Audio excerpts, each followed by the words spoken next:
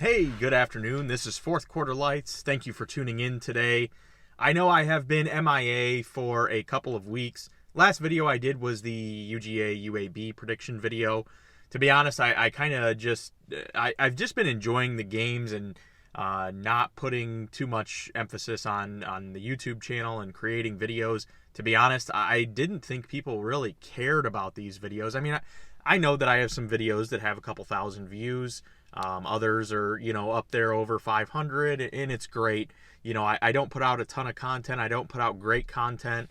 I'm not super entertaining, but, I do like putting these videos together. I honestly just didn't think anybody cared. And then I found out people do actually care, and they like to see the videos, and they like to get my opinion, and that kind of re-energized me, rejuvenated me. And so I thought I would come on and do an Auburn preview and kind of a recap. So the games that I missed, Georgia blows out UAB. Not shocking news. It was awesome to see 35 points in the first quarter. And then, or was that Vandy? I'm getting them all mixed up. Georgia blows out Vandy. That game was just never close. 62-0. Worst, maybe that was the game. 35 points. I think it was. I'm getting everything jumbled here. It's been a while.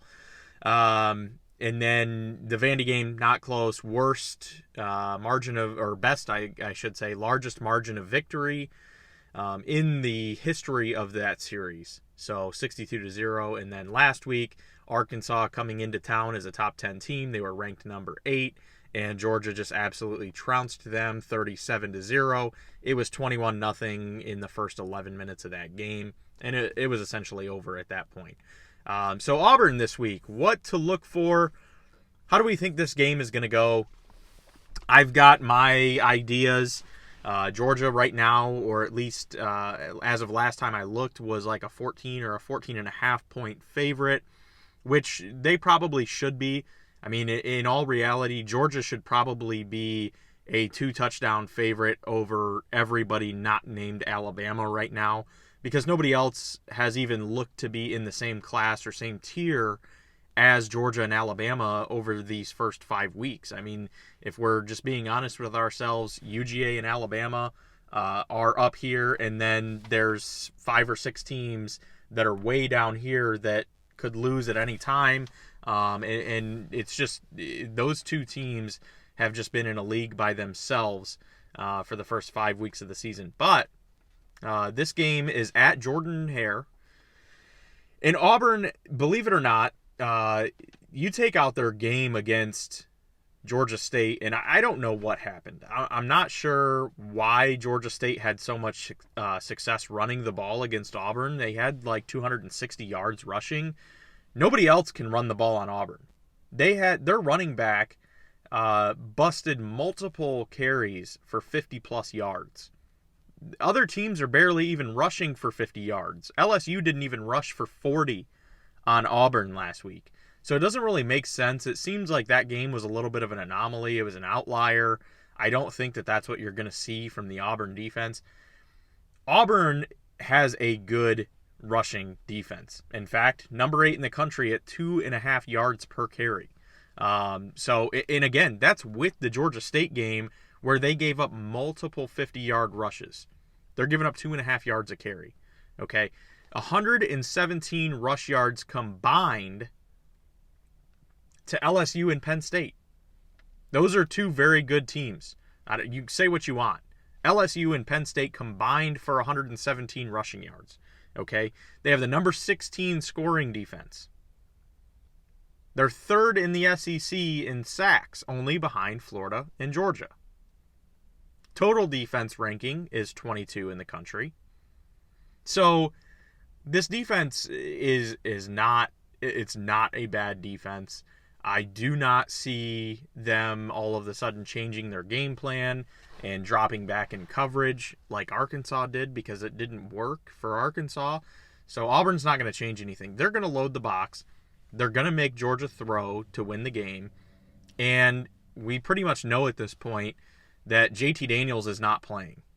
Stetson Bennett is your quarterback for now. He's the guy.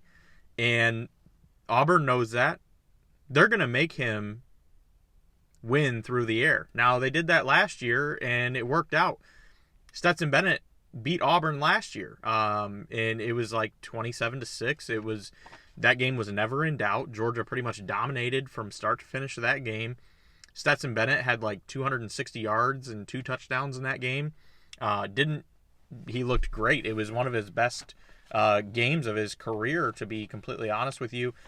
Was very poised, confident, calm, cool, collected, and maybe that's what we see on Saturday. But I think that's going to be Auburn's game plan, and it should be. If I'm any defense right now, I am forcing Stetson Bennett to beat me. With JT Daniels, that's completely different. JT's not going to make bad decisions. He's going to sling the ball around to a bunch of different guys. I can't say the same with Stetson Bennett. I mean, he only has 2 interceptions on the year, but he could easily have 7 or 8. I mean, he makes poor decisions every game. And he's honestly lucky that he doesn't have 7 or 8 interceptions. Should have had 1 against Arkansas last week. Just threw it into triple coverage. Nobody was open. I don't know why he threw the ball. It ended up getting tipped and dropped to the ground. He had an interception against Vandy, threw it in triple coverage, was tipped. That one was picked. I mean, he just always makes these, a couple times a game, he makes these really dumb decisions on where to throw the ball. Instead of tucking and running or throwing the ball away or whatever the case may be. Something that we haven't seen Jake Fromm was great at that. He was not going to put the ball where it shouldn't be. He wasn't going to make those mistakes. JT Daniels is very similar. He may try to, fit it into tighter windows, but very rarely is JT going to put the ball in a position where, a receiver is double or triple covered, and there's just no chance for them to catch the ball. The things that I'm optimistic about is Auburn's offense or lack thereof and the history of this. I mean, Tank Bigsby, he's a great running back, but he's dinged up. He has not had a good last couple games. He's been very limited. I think he's still going to be banged up. He's probably going to be limited in this game. So I'm not really worried about Tank Bigsby, and you can't run on Georgia anyways. I mean, you haven't been able to run on Georgia in a few years. To be honest, and that's not going to change with Auburn.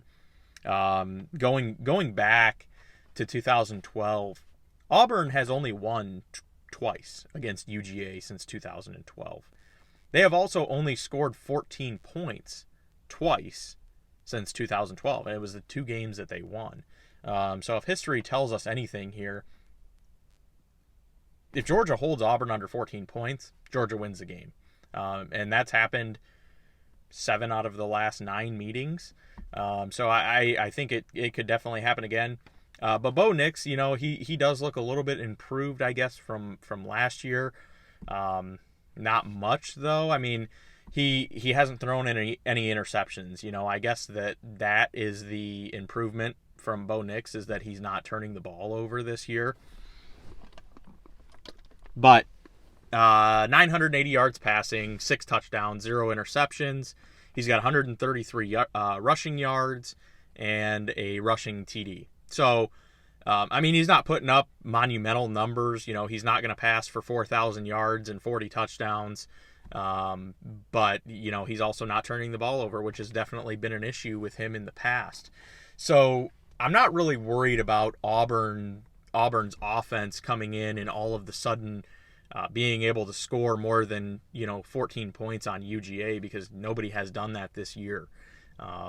We've allowed 1 offensive touchdown. That was to South Carolina, and I don't see them scoring 14 points in this game. Therefore, I don't see them ever having a chance to win this game.